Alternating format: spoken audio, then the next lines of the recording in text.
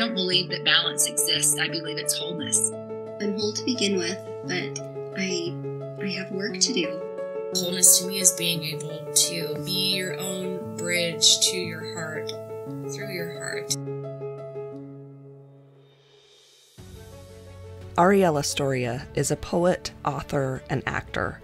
Her motto is, "Words not for the ears, but for the soul." Her heart lies in empowering, encouraging, and making space for audiences of women to feel at home in their own bodies. I think I was on page 5 of her book, The Unfolding, when I reached out for an interview. The way she mixes her story with her poetry and with support is as beautiful as she is. I am so excited to see where life continues to take Arielle. All along.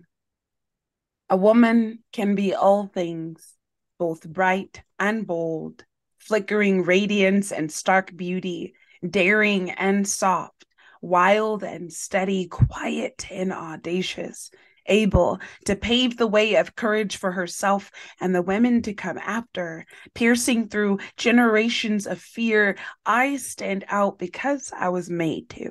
Not because I have to, or because it's the pleasing thing to do. There is a riot rumbling in these bones. I have always been a roaring lioness, caged inside, not captive, but resting, waiting. This is her unfolding. This is her escaping from the den. There is a rising happening now, happening here, all along, all along. Thank you. That gives me chills. Mm-hmm. And so I loved the concept of unfolding. And so what does that metaphor, how did that metaphor speak to you and creating this book? Yeah, well, I think it was definitely birthed out of a season of hearing a lot of fellow peers and individuals doing this art and work of deconstructing, and that could be spiritually.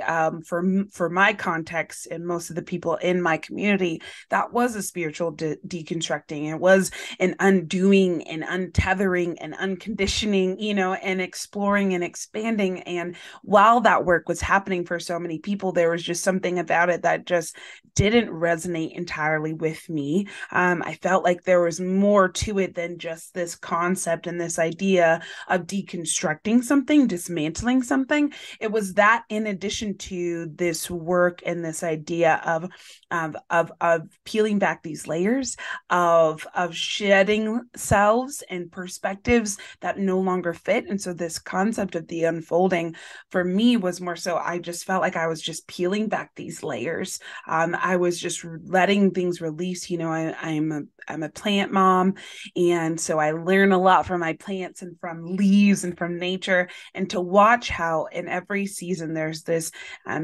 dead giveaway, if you will. Things give away and release in order to become. And I felt like that was what was happening for myself, for my faith, for my spirituality, for my relationships, for everything. I think we were all in this season of undoing a lot of things. And so this concept of the unfolding was, I am just going to peel back these layers and I'm going to shed what's not serving me anymore. And I'm holding on to them because it's familiar, because it's comfortable, not only for myself, but for other people. But it's not serving me anymore. And it's not working anymore the way I'm holding on to it. So I gave to the art of the unfolding, which is just releasing and shedding. And I think it speaks specifically to women. And I think there was this necessity for, and that's why I loved the unfolding, because the metaphor of that just feels, we were so closed up and covered and protected and those kind of things, maybe because we needed to. And I liked the way maybe people would say broken open, and I think that's applicable too. But I loved this idea of unfolding because it's just gentle. It's just this idea of like, we're supposed to be unfolded, Yeah, absolutely. I loved that. So I loved in the book, the book is The Unfolding, an invitation to come home to yourself.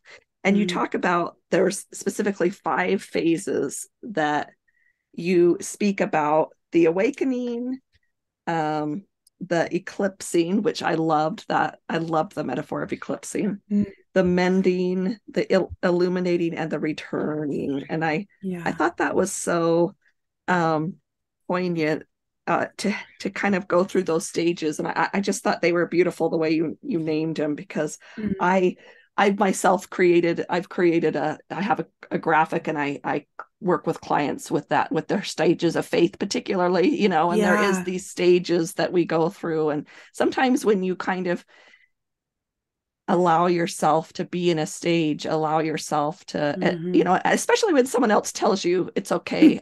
Been there too. It's so powerful, right? It's so powerful. And I loved when you said on page 11, in order to let something in, you have to let some things go. In order to heal, you must hurt. In order to grow, you will experience discomfort. And all this is to make more room for hope. Less room for perfectionism, more room for simply being, less room for answers, more room for questions with integrity, for mystery and wonder that lead you somewhere new, not right or wrong, good or bad. This is the unfolding.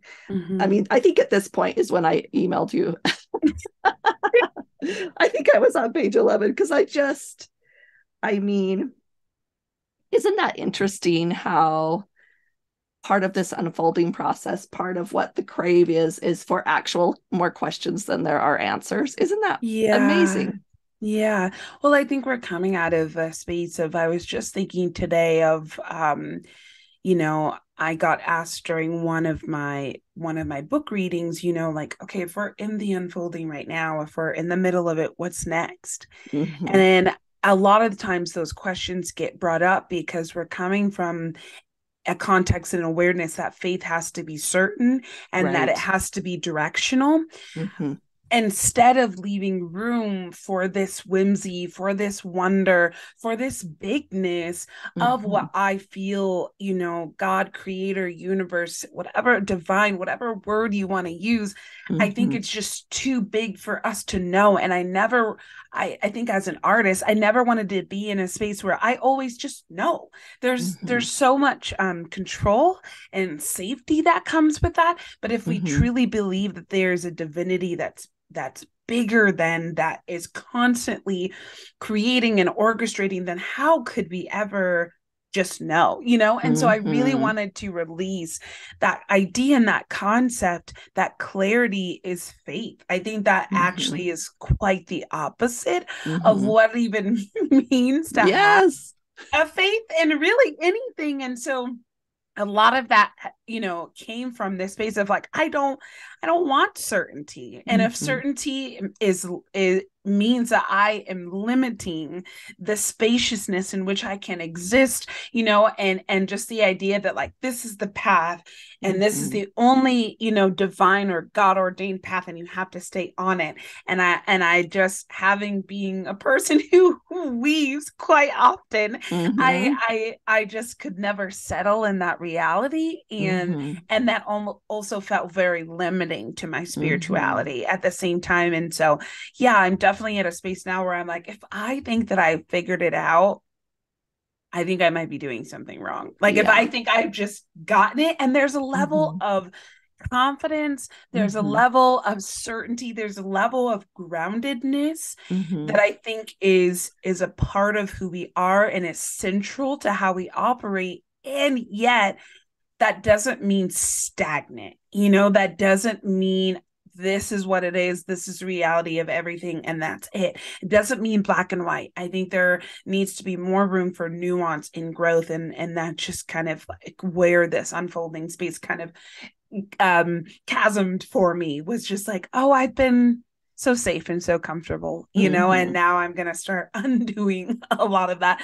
which honestly, not necessarily by choice. I don't know if we find ourselves here because we want to dismantle and unearth everything we've been taught to believe and raised and conditioned to be. I don't think we genuinely desire to go about that work, but I do think it finds us regardless of whether or not we want it to. I agree. I was going to ask you next. Do you think it would be possible, maybe that the awakening part could come without pain or suffering, you know, like I don't know. Gosh, I don't know. I think there will always be a level of shock and dismantling Yeah. to it. I would love for it to be a smooth, Right. turbulent, free transition in space. I would love to, like it's just like when you wake up and you're just like the slow morning wake up. I don't think it Yes. it often is and if it is, it's like that moment in, Freaky Friday where she wakes up and it's like so relaxed, and then she looks in the mirror and she's like, what just happened? So I think it's more that energy. If there is a slow wake up, something is going Right. to jolt us awake, Yeah. And I think that's just the reality of situations in which we wake up to. Yeah. Yeah. Unfortunately, I think you're right. And I think, but I liked how after this awakening, because we all struggle, like you say, it's an abrupt awakening in the process. And so Yeah. what was that eclipsing like for you? Gosh, I feel like the eclipsing was almost worse than the awakening. The waking too is really eternal. I think the coming to the realization of like, oh, I'm undoing some stuff, and not that I'm just now doing it. I have been, and being able to recollect all the spaces in which you've been woken up and you've kind of suppressed. You've woken up and kind of suppressed, and so I say very clearly in the book, meeting my partner, meeting my spouse now, he wasn't the cause of it. He was the chasm and the permission slip. But I had so many moments that led me there, that I think were guiding me there.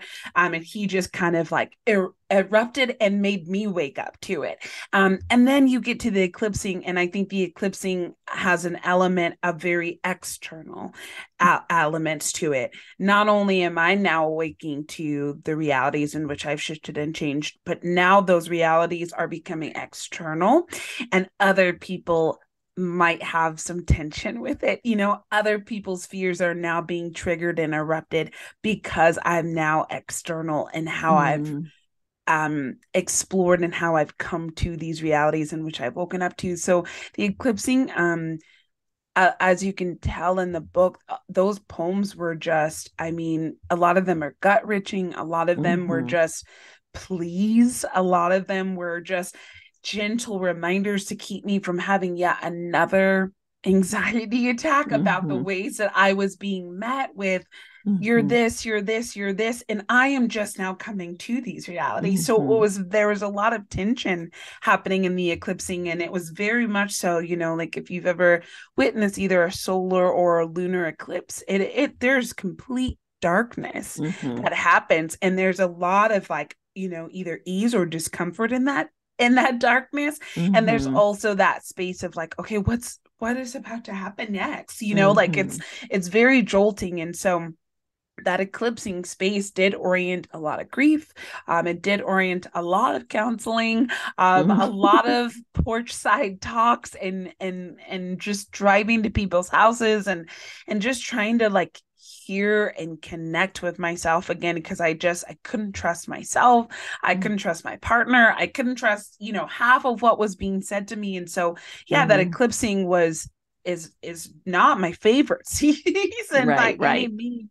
But it also is still a very necessary one, and I am very true to learning and exploring in spaces of grief, and not just trying to run from it or hide from it, because that never gets us anywhere. We have to sit with it, and sit in it, but know that we won't be sitting there forever. And so, yeah, the eclipsing was a doozy.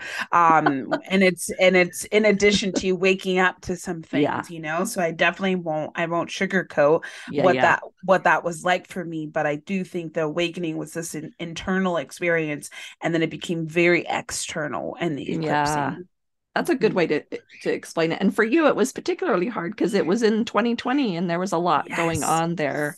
so much happening. I mean, what wasn't Yeah. happening in 2020? Like meant to get married, in a way that we thought, planned a whole wedding, whole 150, people wedding, and then lockdown started happening and these trickles of this pandemic and things started to shift. And then we have this uprising of, not even uprising, but this social uprooting of just racial issues. And then it's like, what do we hold here, and how do we hold it here? And then my uncle passed, and then George Floyd passed, and it was just like thing after thing after thing. And I look back and I'm like, oh my gosh, 2020 was just a season of just, there was so much in our soil that needed to be uprooted, and we had ignored it and suppressed it for so long. And it was like, nope, we're going to deal with this now, which is just exhausting.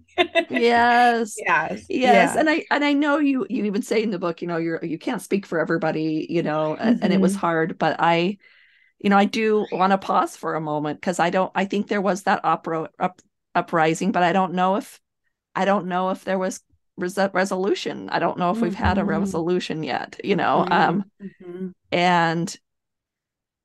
and I don't think that's too much to ask. Some resolution, and resolve. And I thought, and like I say, you can speak for yourself, but from your experience, what could we do, or more, what is that calling for us to do? And I hope in just this few minutes of conversation, we can just hold it for a minute. If nothing else, we might not be able to solve it. Right. But if we can just hold it and feel within each of ourselves, just experience the sensations that come up, that's really a big step forward. It's just to acknowledge the feelings that come up. Because too often we push them away, or we try to justify them. But the fact of the matter is, from my opinion, we as human beings, our sensations in our bodies are all similar. They just might be having a little bit different story, So let's connect on the sensations. Let's see what we can do. But I think it's fair to ask, what can we do better? What do we need to do better? Yeah, I think we constantly need to be willing to be uncomfortable. I think that's where it comes down to, is a lot of just not wanting to be outside of the comfort zones, of wanting to not be outside of being right, of wanting to, ignore and dismiss other people's feelings and experiences that look differently than ours.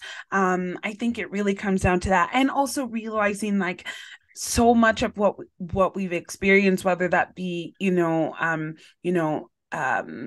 just like discrimination for queerness, for race, for gender, and sexuality, for all of it. I think there's so many rules, guidelines, and boxes.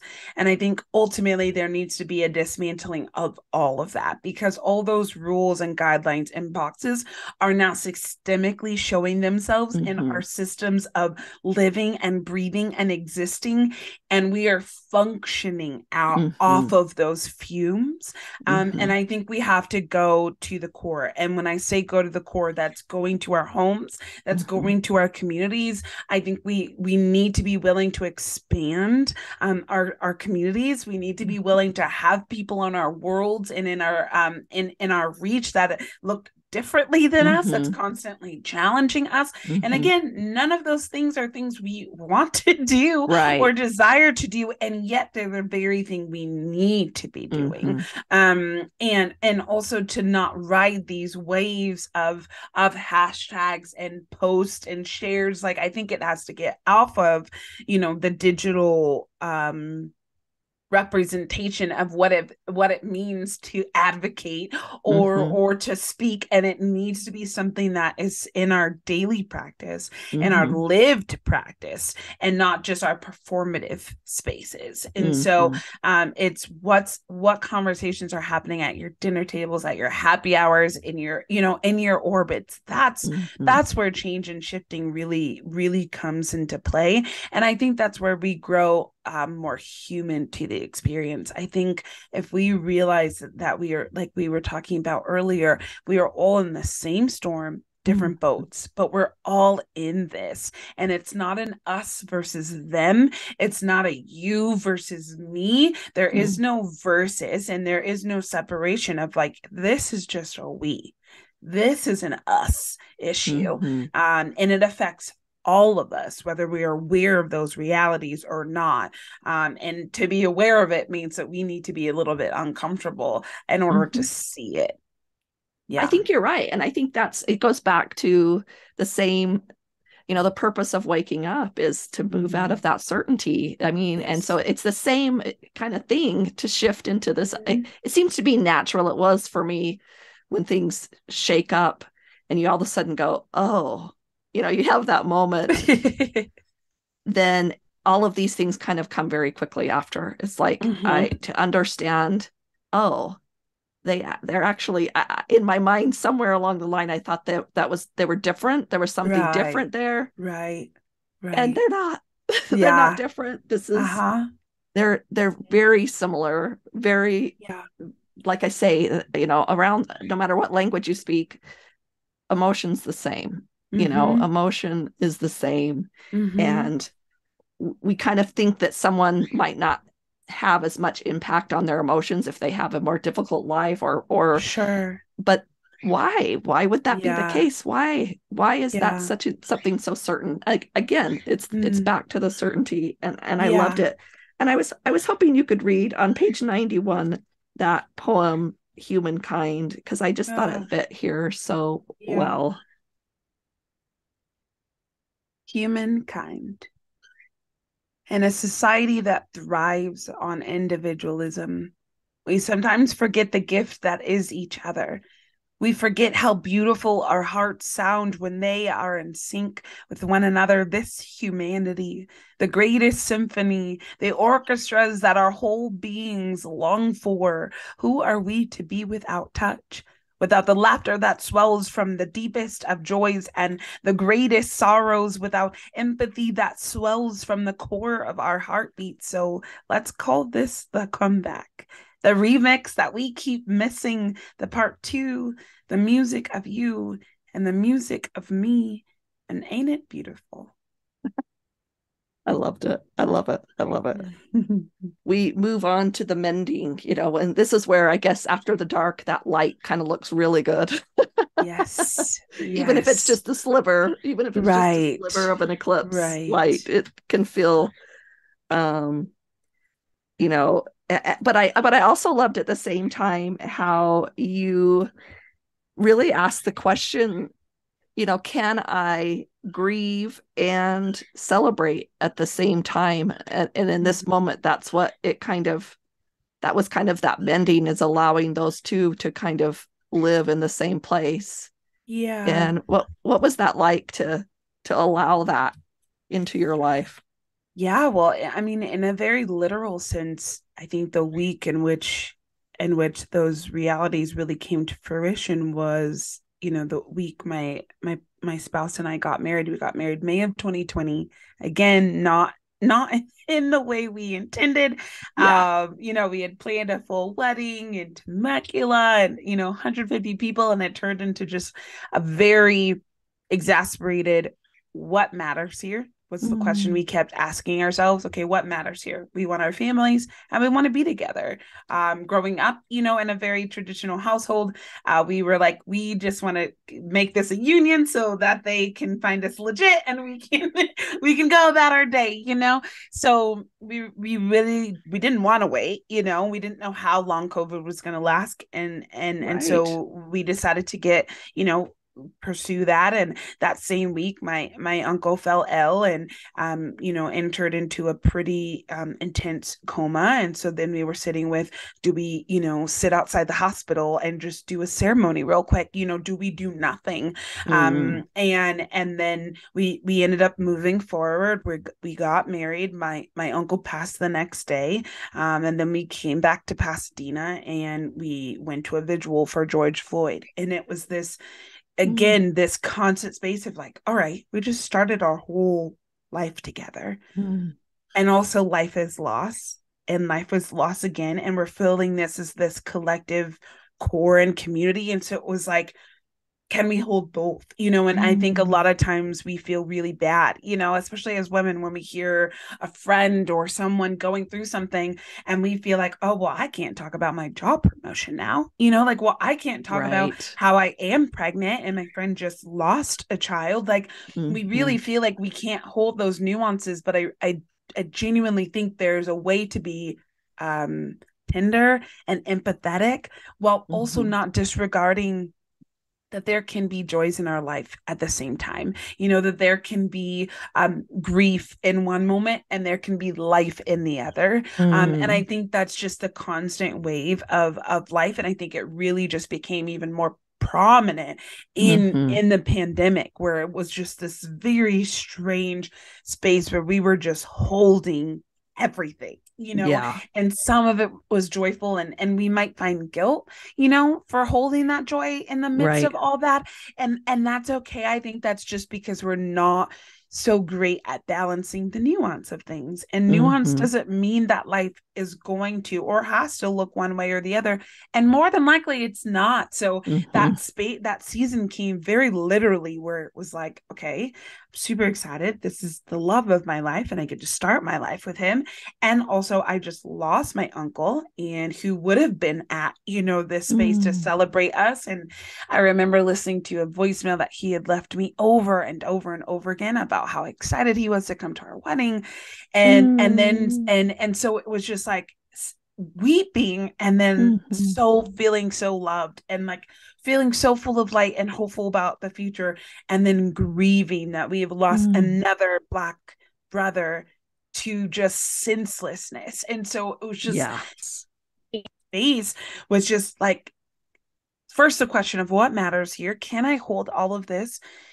And yes, and getting into that space of yes and, which I talk about, that's an improv exercise. It's like, you can't go into an exercise with your partner and say no. It's yes, and this is, this is happening, and this is happening. And I really felt like I was really playing this game of improv with life, in a very literal sense of like, yes, this sucks, and this is the reality of what's happening, and we don't know what's going on, and everyone's very confused and trying to figure things out. And I'm really loving this time, to build with my partner, and I'm grieving. And so it was just that constant space of literally holding both, and not having to choose one or the other, but living serendipitously with both. Yeah, and I think I called it mending, but this is the illuminating. I don't know if I did that or not, but okay. I love that. It was interesting that you put it into this section, because I could just tell that there, you had done enough in the dark that this actually had been the illuminating part, because I think some people would have put that, in the dark. Yeah, but there had just been enough of that that's why, I mean, illuminating, it's such a good word, because it's happening, it's not happened. Right. So like I say, it was just that little bits of light that started to have more meaning, maybe because there had been that dark for enough time, right? And even in the mending, there's not a full light there. I think there's work that needs to be done before we get to the light, before we bring our mess into the light, before we bring unresolved into the light. So the mending, I think, is purposely before we get to the illuminating, because we still got some stuff to deal with. Like, we just woke up to a lot of different realities that were really startling and scary. And now there's this shadowing where we're having to sift with these realities and these two parts and all of this nuance. And then we mend and we take all of it. And we're like, now, what do we do with this? What am I bringing with me? What am I leaving? What am I taking? And that the art of kintsugi in the mending, which is taking these shattered pieces, taking these clay pieces. And I think what the illuminating does is we take that into the illuminating and we add this gold lining to it. And we don't not see the realities of where it was broken. We don't not see what we left behind and what's no longer a part of the wholeness. But that doesn't mean we can't bring that into the light with us. That doesn't mean we can't celebrate what we just went through, and what we just overcame. And so I think there's definitely some work and some shadowing that still happens in the mending, because we do have to do that work before we bring some things into the light that's, and maybe more gets brought into the light and that's unresolved, and we figure it out. Like I said, these phases are not cyclical. Right. They're not linear. I mean, Linear, they're right. very cyclical. They're happening all at once, at the same time, and in different ways, and reversed and all over the place. And so I think when we release that idea that it's going to be in this order, we realize how much they truly genuinely overlap as well. Yeah, I loved that metaphor. We did a retreat for years, and at the end of the day, after going through all the healing work and all that stuff, at the end of the day, we'd have them come in and we would draw gold along their face, because we had talked about that, and just to recognize that. And that was the metaphor of it. It was, that this, right, you feel broken, and yet these broken pieces are the very things that help you. You feel like you have actually become more priceless, more, right, because now you're in recognition and experience, and it's kind of empowering to take back that brokenness and to say that was worthwhile, that was helpful. That was helpful. And I loved in that part of the book where you actually put in the book a permission slip. A permission slip to and I think that's important. Sometimes we women, we really do need someone else to say it's okay. It's okay to do some of the things that you need to do to be in that place, to grow and to expand and things like that. You move into the being free. You move into you see, even like a caged bird, you would say, or a chained lion. Yeah. But you ask, what are the things that hold you back? What are the chains that keep you from being your fullest and most free self? Chains are not always literal. There are moments when we are bound to brokenness that doesn't always belong to us. That is a chain. I really loved that. Just the idea that needs to be said. Sometimes I do a lot of I do a lot of coaching and these things, and we're very much into, we create our own lives, and that we're very responsible for our lives, and we attract into our lives what we attract. But and sometimes I get in trouble because I'm like, I know, but there's something called a trauma, or there's something called abuse, or there's something called whatever that is a chain that binds us down, and we have to it's like with your and sometimes we have these pains, and sometimes that means that it kind of shifts the expectation we can have of ourselves, or that we should have of another person.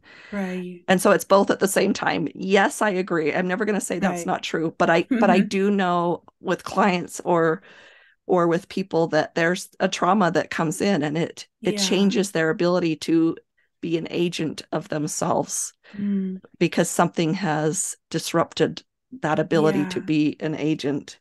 And I think by kind of just honoring that for a minute in the book, just taking this little bit of time to honor that, I think that's what makes us more free as a whole people. Because I'm actually more free if I understand that this expectation I have of someone else who can't function at my level because of whatever has happened, maybe, or I can't, or if I'm the one that's had the dysfunction in my life, then I can kind of allow myself to be what I can be and not what I'm supposed to be. Right. And I just love that. So I just wanted to pause there for a second and just say that was a great place to add. And then I wanted to ask you, I loved the concept of your thin space. I loved that concept of your thin space. So tell me about let's talk a little bit about thin space for a minute. Yeah. Yeah, I like to describe the thin space. I think as an artist and as a person who grew up and really in a religious context, I think I'd always teetered on this reality of like I, I don't like to use the term secular and not anymore. Like I've kind of undone that, partially because of the reality of the thin space is that it's not, again, there's nuance. It's not black and white. It's not secular and not secular. I kept experiencing, the idea of God or the idea of something bigger in open mics, in concerts, in spaces that were not strictly divine spaces, and yet I kept experiencing divine things. It's like that moment when you get those goosebumps or and something's like happening, you're like, oh, I'm kind of tingling, like what is going on? I think those are invitations into this thin space. And what I mean by thin space is that there's the rules and the guidelines that we put on how things can and cannot look are lifted, and we find ourselves super open. I think yoga opens me up to a very thin space, this very connected space, this very space where it's not this and that. It's not heaven is here and earth is here. It's all just very connected and very fluid and very interlaced and intertwined. And so I think that's what the thin space was for me. It was that integration of like, no, I don't think things are secular and not. I think it's way more interconnected than we've been made to believe, and not as separate as we've been made to believe. And what invites us into that? And I think for me, I felt like I was experiencing so much of these out of body moments and out of body experiences where I felt like my spirit, my soul, whatever it was watching my physical self live and exist, and in ways that were not fluid and flourishing, and so I think I needed that out of body moment in order to tap back in and to be present, to be engaged, to be free and connected. And so I think that thin space is whatever separation of this or that, or secular or not, or divine or free, or whatever, change or unchained. It's where those release, and it's just, you're just so grounded and so present and so in the moment, and it's not as separated, as it has been made to believe, or that it is. And so I think for me, a lot of that thin space was just being able to tap in to the more, to the whimsy, to the wonder, to the kairos, and realizing that it wasn't as separate as I was made and kind of taught and raised to believe. Yeah, isn't that it? Similarly, I think, I wonder, I'll say it this way, I wonder, right? Yeah. We can imagine. Yeah. Because if we talk about all those places you were, there was one thing in common. There was a common denominator, and that was you. What if we allowed ourselves to be like, we are the common denominator. We are we are divine in ourselves enough that every place we step has the potential to be that thin space.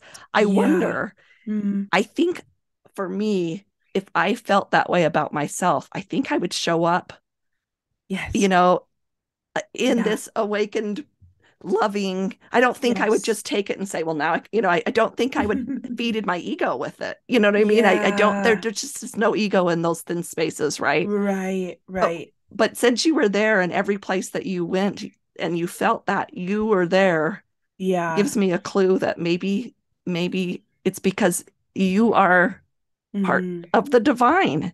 Sure, maybe that's something, this, the unfolding, maybe that's what it unfolds into, something divine, and that's the real, it's really scary to claim that, it's kind of really scary and feels wrong in some ways to claim that.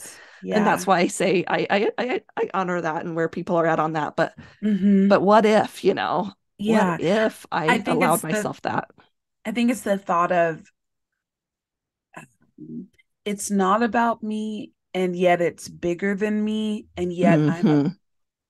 I'm a part of it all at the Yeah. same And, time. yeah. And yes. And I think Yep. for me, having, coming from a background that was so much of less than me, and I'm not in the equation, and I'm just a vessel, Mm-hmm. meaningless vessel. No, I think it's more so once you step into that space, you're like, oh my gosh, it's so much Mm-hmm. bigger than me, Yes. and yet I'm a part of it, Right. and I think it's that and conversation. Right. And so yeah, I think even, coming to terms with, like, I know I have the ability and the gift to shift, Mm-hmm. spaces. Mm-hmm. I've always kind of felt that, and I think, a stage presence, whatever you want to call it, Mm-hmm. there is a presence, and I don't take that lightly. And so I think that is what I've continuously come back to is, it's not about me, it's so much bigger than me, and yet I'm still a part of Mm-hmm. this. Mm-hmm. Mm-hmm. Yeah, because what if, I mean, if every person, there's, an abundant universe, we don't divide and Yeah. share. It's Yeah. abundant. Yeah. It's abundant for everybody. So everyone is allowed the same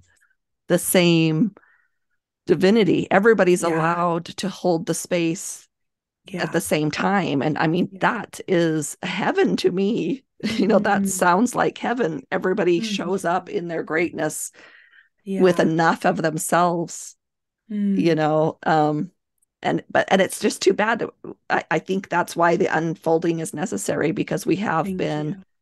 programmed in certain ways to, especially as women, to be Mm-hmm. humble, whatever you want to call it, to be Mm-hmm. spiritual, if you want to call it that, to be Mm-hmm. even kind, means that Yeah. that we suppress, or that Right. we tap down our greatness. And I wonder, like I say, I just think if someone from another planet showed up here, they would ask, why did that happen? They would just be curious, like, hey, and Right. we're like, it's just the water we swim It's, in. yeah. We It's just just have how never we known are. any different. Yeah. We Yeah. have known any different. I loved when you talked about the returning. I loved this. I underlined this. For me, the returning was being reunited with my sanity. It meant I trusted myself again, my decisions, my discernment, my intuition. Mm-hmm. Hallelujah. Yeah. There's that moment, right? Yes. Yeah. Yes. It was definitely I think there's a poem in there that ends with, there I am and there I've always been. Yes. In this season of waking up and that being internal, and then this external response, there was just so much happening, and Mm-hmm. the suppressing of me being able to trust, this discernment, this wisdom, this knowing inside of Mm-hmm. me, the ability to trust, that I do know that I can trust my body, that my body is intuitive in her own right. All of these aspects is definitely what I returned to. And it wasn't like I didn't know those things before, but I Right. there's just this constant conditioning and teaching that I couldn't, trust that it Mm-hmm. was wrong. And so I just had to come back to being like, no, no. And as I think natural as women, we naturally, and women identifying people, the feminine energy is a very knowing energy. Mm-hmm. It's a very just, we know, we Mm-hmm. might seek and we might ask, but ultimately there's just something in us, our gut, or whatever, Mm-hmm. that just knows. Mm-hmm. And being able to trust that, a practice of trusting that, is something that I know now, but I wasn't sure for a minute. And then to Mm-hmm. come back to it was like, no, this thing has guided me. This Yes. thing has got me to where I am today. Mm-hmm. Why wouldn't I be able to trust it? And Mm-hmm. I think it works in addition to, I think when I think of God or the universe or whatever you want to call it. I think there's an orchestrating and there's a trusting that happens, you know, and it's very collaborative. And I think I was just told that it wasn't collaborative, that I was just kind of there and that was about it. But I realized how much more collaborative it actually was, and how I give to it as well as, and it's not just a give and take kind of thing, you know. And so I think, yeah, that return is just like, you know, the windows are open, you know, the light is in, and we're just like, oh, we're home. You know, our plants are where they are, our art is where it is, our cozy blankets are just there and welcoming, and it's that return. And whatever home means or feels or looks like for you, it's that moment where you just, there's a releasing. There's no need to perform or to show up as anything less than yourself. And there's this exhale, you know, there's just this release to it that I think is just so beautiful, and something I hope we continue to experience. Yes, I agree. And I think this unfolding is happening. We talked before, it's happening a lot. What will it be like in so many years when there's a majority of people kind of playing in this and space, you know? I just think that's what gives me hope. That's what gives me hope for the future is that. And in fact, I have a big, huge and sign that I keep in my house for that very reason. Just because I totally get what you're saying about, you know, it's just so freeing to have that and that intuitiveness. That's what that's about. It's like, you know, that's the female can think of two things at once and bring them together somehow, and they can make sense. They are not the black and white, like you say. That's the female energy knows how to love children of different personalities, you know, wholly in that way. And that's what gives me hope, is just that and hopefully we've planted some seeds, like you say, you love, and you don't get your harvest on the day you plant the seeds, but maybe we've planted some seeds, these and seeds, and maybe as they grow, maybe that's what can help bring us together, what can help unfold more of us into this place of love and care for each other, because that's what it is. It's like in love and care for the self, and then you can't help but love and care for each other. It just happened. And that love, usually it's like love, you know, it's just, that's what gets unfolded, is just that love. And it starts that self-love, and then it expands. It's beautiful.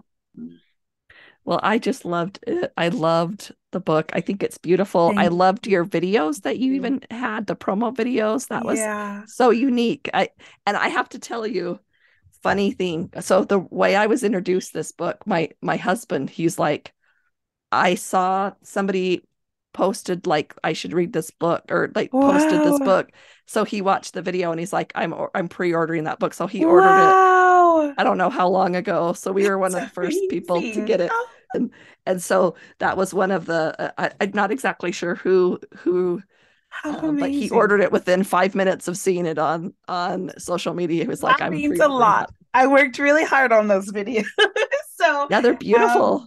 There's definitely, I mean, it's where our social media space is sitting in. And so, you know, having to tell my publisher, like, no, like, this is what people are going to gravitate towards, because this is what media is right now. And so, it was really fun to create. I wanted, you know, I was like, oh, I'm going to be extra and make a whole trailer, you know, a book trailer, like what? But I just felt really like I wanted to storytell in different ways. And I think, as predominantly being a spoken word poet, I was like, I think I want people to hear my voice. You know, I want people to hear it in addition to them reading. So, and I wanted it to be pretty. I'm like, it could sit on your coffee table, but also it's like, you know, really, it's like soul, it's like chicken soup for the soul, but also it's gorgeous. You know? Yes. So, he ordered another copy for his therapist. He's like, I'm going to give my therapist one. That is amazing. And so it's so sweet. But I mean, I loved it. The story, there's the story. It's a definite novel. It's a story in here, but then the poetry mixed in with the little beautiful quotes, it's very unlike any other book. Thank you. And I just loved it. It was just beautiful all the way through. And thank you. I just am grateful that you were willing to share your story. And I think, like I say, I think in a sad way, and maybe not a bad way, and not, and not sad. It's common. It's just, it's happening. Yeah. And you talked about toward the end of the book about saying yes and what that was like. And you talked about perfection, and you said it doesn't mean being perfect, doesn't mean being flawless or blemishless. It's actually having all the required and desirable elements, qualities, or characteristics as good as it can possibly be.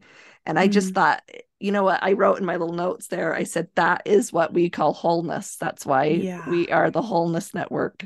And because that's what it's the wholeness is a striving process. It's never ending. We're always acquiring wholeness, and at the same time we are whole and complete in who we are.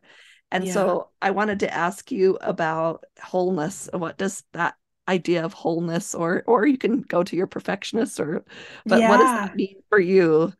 I think I'm learning now that for me, a lot of my work within my spirituality, with connecting my body, I had been separated, and really suppressed the physical aspects of me, and so for my spirituality, I needed an embodied space. And so I think wholeness for me now means my mind, my body, and my spirit are in tune, are connected, are grounded and aware, and just like the idea of being clocked in, being very just aware of myself. Like I was telling my therapist, but right before my book came out, I was like, I feel like I know where my feet are. That's what wholeness feels like to me. It's just this awareness of like, I know who I am. I know how I operate in this world, and my mind, my body, and my spirit is all just working together in order to feel and experience that and to know that. And so I think, now, as I said, I'm sure this definition will shift as my life shifts, as I shift. But right now, at 30, how old am I? At 31 years old, that's what wholeness looks like for me, is where my mind, my body, and my spirit is in tune and connected and aware of, this is where my feet are. Feel empowered every day with wholeness videos, meditations, downloads, classes, and more by joining the Wholeness Library at thewholenessnetwork.com.